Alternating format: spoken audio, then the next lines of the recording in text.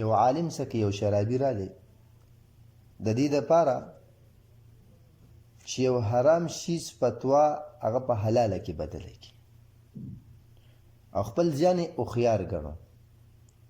نو دې عالم نه تپوس کوي وي دا راته ووایه که چېرته زه کجورې وخورم نو تا ته به څه اعتراض وي؟ عالم ورته وي چې هېڅ اعتراض راته نشته، کجورې خو حلال شیز دی. شرابي ورته وایي که چېرته دې سره زه جړډې او بوټي ټاله کړم او بیا یې وخورم هغه ورته وایي چې هېڅ رکاوټ نشته، هغه به سره هم میلاو کړه. شرابي ورته وایي که چېرته پای کې زه اوبه واچوم نو عالم ورته وایي چې په شوق سره یې وڅښه. شرابي ورته وایي چې دا ټول څیزونه ټاله کړي دا ته وایي چې جایز دی او حلال دی، نو بیا تاسو شراب ولې حرام وایي چې شراب حرام دی؟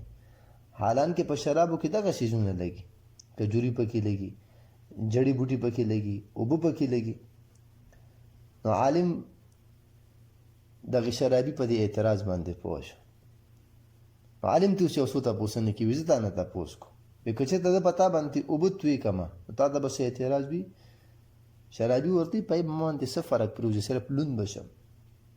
عالم ورته وایي که چېرته په دغې اوبو کې زه خاره میلاو کړم او خټه ترې جوړه کړم او بیا دې ته تا پیولم ته به مړ شي. شرابي ورته وایي چې په خټه باندې او په خاره باندې هم څوک مړېږي. بیا ورته عالم وایي چې زه دغه خاره په اوبو کې واغږم خټه ترې جوړه کړم او بیا د هغې نه خښته جوړه کړم او هغه خښته اوچه شي او بیا پې زه تا اولم تا ته به اعتراض وي او که نه؟ نو شرابي ورته وایي مولانا صاحب ته خو ما په دې باندې ووژنې. نو عالم ورته وایي د شرابو هم دغه حالت دی چې حرام دي، الله په دې سره انسان جهنم ته بوځي.